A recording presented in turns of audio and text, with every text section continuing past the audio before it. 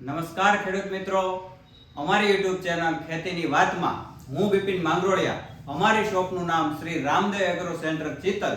આજે એક ખેતીની વાતમાં નવી માહિતી, નવી ટેકનોલોજી અને ખાસ જે રવિ પાકોની અંદર જે ધાણાનું પુષ્કળ પ્રમાણની અંદર જે વાવેતર થઈ ગયું છે અને હજી પણ થઈ રહ્યું છે, તો આજે અમારે ઘણા બધા પ્રશ્નો આવી રહ્યા હતા. ખેડૂત મિત્રોના ઘણા બધા પ્રશ્નોત્તરી આવતી હતી, ફોન આવતા હતા, રૂબરૂ મુલાકાતે આવતા હતા અને એવા પ્રશ્નો આવતા હતા કે ભાઈ ધાણાની અંદર પાક આજે ધાણા ઉગી નીકળ્યા છે, હવે ઉગીને કમ્પ્લીટ થઈ ગયા છે, તો કેટલા દિવસે પિયત આપવું, પૂરતી ખાતર રૂપે પ્રથમ કયું ખાતર આપવું અને પ્રથમ કયો સ્પ્રે લેવો, તો એની માહિતી આપણે આજે આપવાની છે. એના વિશે આપણે ચર્ચા કરવાની છે.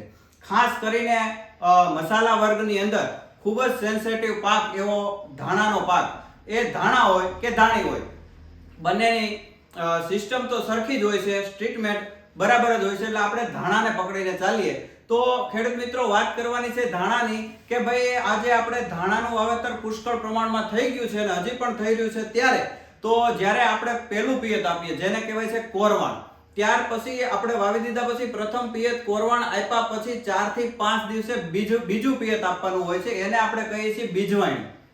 તો આ બીજવાણ્યા પછી જ્યારે 8 થી 9 દિવસે આપણે ત્રીજું પિયત આપવાનું હોય છે, 8, 9 અથવા 10મા દિવસે, જેવી જમીનની તાસીર. તો આ પિયત 3 પિયત આપ્યા પછી ધાણા આપણા 10 થી 12 દિવસે ઉગાવો લેતા હોય છે.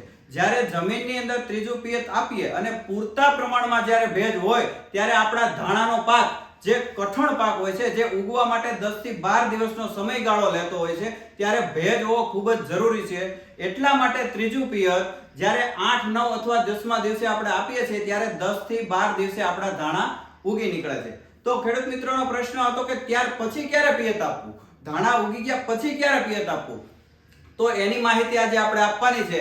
તો એવી વાત કરીએ આપણે ધાણાની કે જેના પૂરતી ખાતર રૂપે પ્રથમ કયું ખાતર આપવું, કયો સ્પ્રે લેવો અને કયું પ્રથમ પિયત આપવું. તો આપણે જ્યારે ધાણા ઉગી જાય ત્યાર પછી આપણે ધાણાને થોડુંક ખેંચાતું પિયત આપવાનું છે, એટલે થોડોક સમયગાળો આપણે એને જવા દેવાનો છે.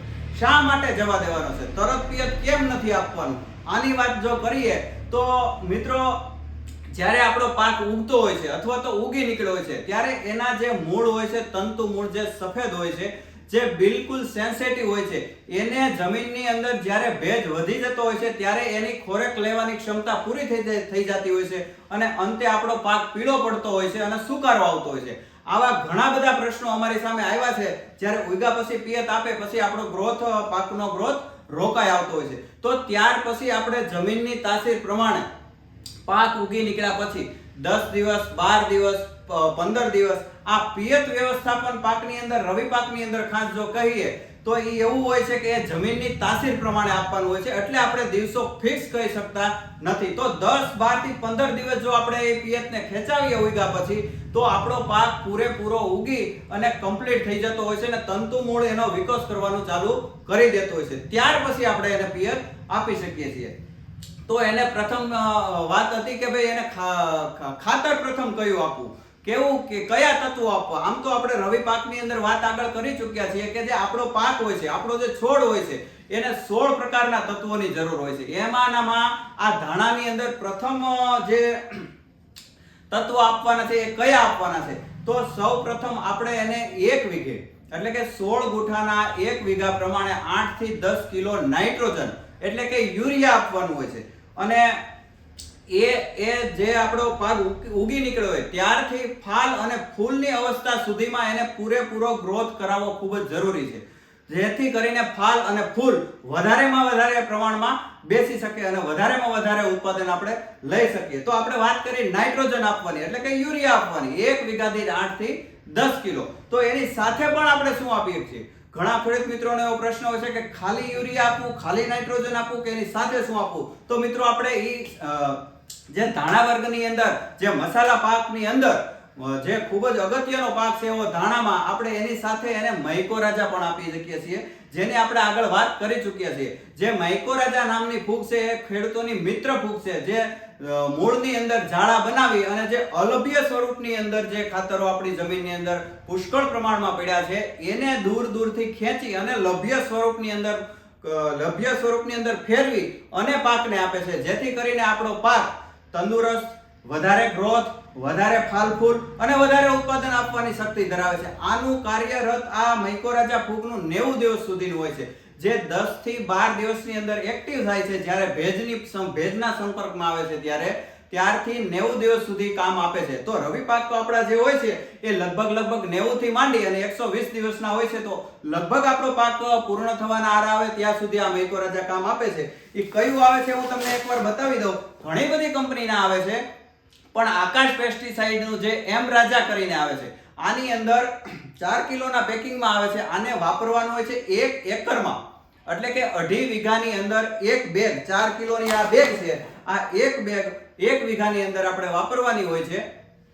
આનાથી આપણે શું લાભ થાય, આ શું કામ કરે એની પણ આપણે વાત કરી. હવે ઈ સિવાયનું શું આપણે આપી શકીએ નાઇટ્રોજન સાથે, તો કે જે ભાઈ આકાશ પેસ્ટિસાઇડનું છે ઝીંક ડબલ, જેની અંદર સૂક્ષ્મ તત્વો અને ગૌણ તત્વોનો સમન્વય છે. હવે જેમાં આપણે વાત કરવા જઈએ તો સૂક્ષ્મ તત્વોની અંદર ઝીંક, ફેરસ, બોરોન, મેંગેનીઝ, કોપર. જો ગૌણ તત્વોની વાત કરીએ તો કેલ્શિયમ, મેગ્નેશિયમ અને સલ્ફર. આટલા તત્વો આની અંદર આવેલા છે, જે સૂક્ષ્મ તત્વો અને ગૌણ તત્વોનો સમન્વય છે.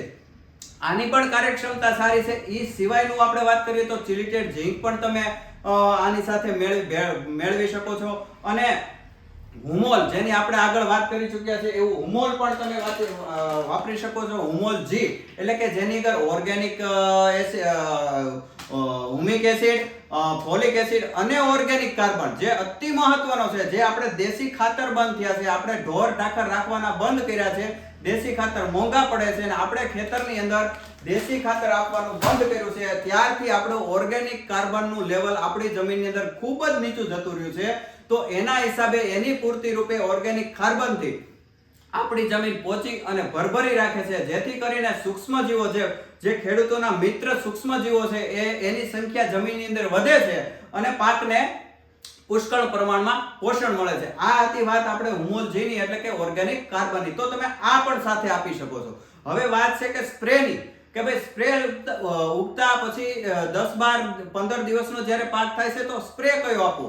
તો સ્પ્રેની અંદર આપણે ધાણાની જ વાત કરીએ તો એમાં મોલો મચ્છી અને થ્રિપ્સ લાગવાના ચાન્સ બહુ જ મોટા હોય છે. આ બે રોગ છે, આ બે કીટકો છે, એ પુષ્કળ પ્રમાણમાં ધાણાની અંદર આવે છે.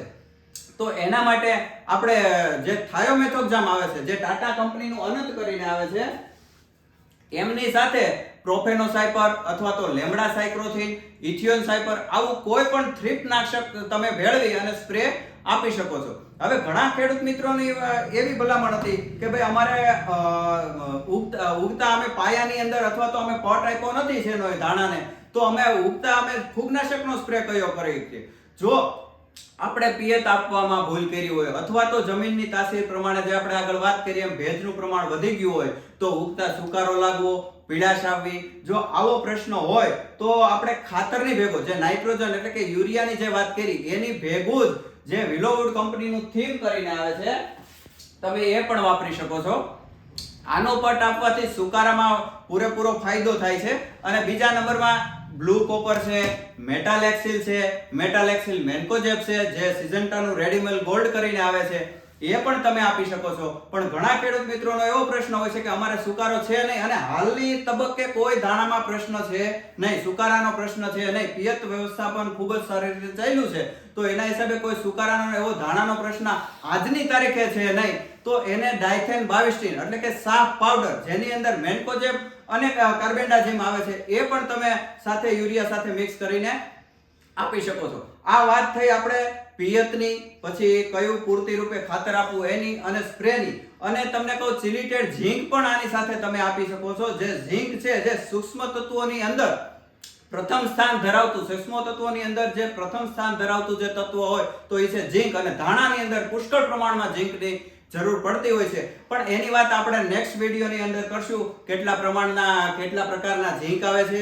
કયા પ્રકારે આવે છે, કયા પાકમાં કેટલી એની ઉપયોગિતા હોય છે, કઈ અવસ્થાએ પાકની અવસ્થાએ એને વાપરવા જોઈએ અને કેટલી માત્રામાં વાપરવા જોઈએ, અને એના લક્ષણો શું હોય છે, જે પાકની અંદર ઝીંકની ઉણપ પડતી હોય એના લક્ષણો શું છોડની અંદર દેખાય છે, એની પણ આપણે વાત કરશું. પણ નેક્સ્ટ વિડીયોની અંદર આપણે આને આગળ વાત કરશું. આજની વાતમાં ખેડૂત મિત્રો અમારી YouTube ચેનલ ખેતીની વાતમાં અમારી ચેનલને સબસ્ક્રાઇબ કરી દેજો, બેલ આઇકોન દબાવી દેજો અને લાઈક આપી દેજો. અને આ માહિતી તમને ખૂબ જ સારી લાગી હોય તો અન્ય મિત્રોને આ માહિતી મળે એ હેતુસર, આ અન્ય ખેડૂત મિત્રોને જાણવા મળે એ હેતુસર, કોઈ ભૂલ કરી રહ્યું હોય તો ન કરી શકે એ હેતુસર તમે અન્ય ગ્રુપોની અંદર આને શેર કરી દેજો. અને આ માહિતી આપણે કૃષિ નિષ્ણાંતો, કૃષિ યુનિવર્સિટીના સાહેબો, અમારા ફિલ્ડ વર્કના અનુભવ અને સારી કંપનીઓ સાહેબોની પાસેથી અમે એકઠી કરી અને અમારો જાત એનો અનુભવ ખેતર ઉપર જઈ અને કરી અને પછી અમે આપતા હોઈએ છીએ.